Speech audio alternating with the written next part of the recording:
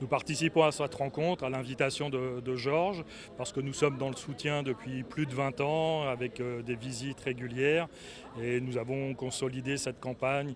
Et c'est l'occasion aussi de rencontrer les camarades de France, d'Europe, et aussi, et le plus important, les camarades de la résistance palestinienne et libanaise. Déjà, je voudrais revenir sur ce génocide qui a eu lieu à quelques kilomètres, centaines de kilomètres d'ici.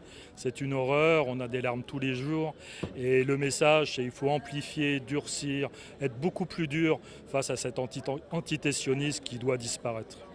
Je pense que ce type de rencontre est extrêmement important parce que ça nous permet encore plus de comprendre la réalité que vivent les Libanais et les Palestiniens et d'encore plus développer ensuite le soutien à la résistance. Et ça peut permettre de dédiaboliser pour une partie du monde occidental les factions de la résistance qui notamment pratiquent la lutte armée, qui a beaucoup été diabolisée par les gouvernements. Bien entendu, on a environ entre 20 et 30, plus une trentaine de camarades qui ont subi de la répression, des arrestations, des perquisitions. On a encore des procès à venir, notamment dans les semaines et dans les mois à venir. Mais le principal de tout ça, c'est que c'est qu'une petite contribution en fait, qui a permis de faire libérer un résistant palestinien. Et face à toute la répression que subissent quotidiennement la résistance et le peuple libanais et palestinien, c'est une petite contribution qu'on donne. Mais le principal, c'est de parler pas de cette répression, mais bien de la répression et du génocide et de la colonisation ici.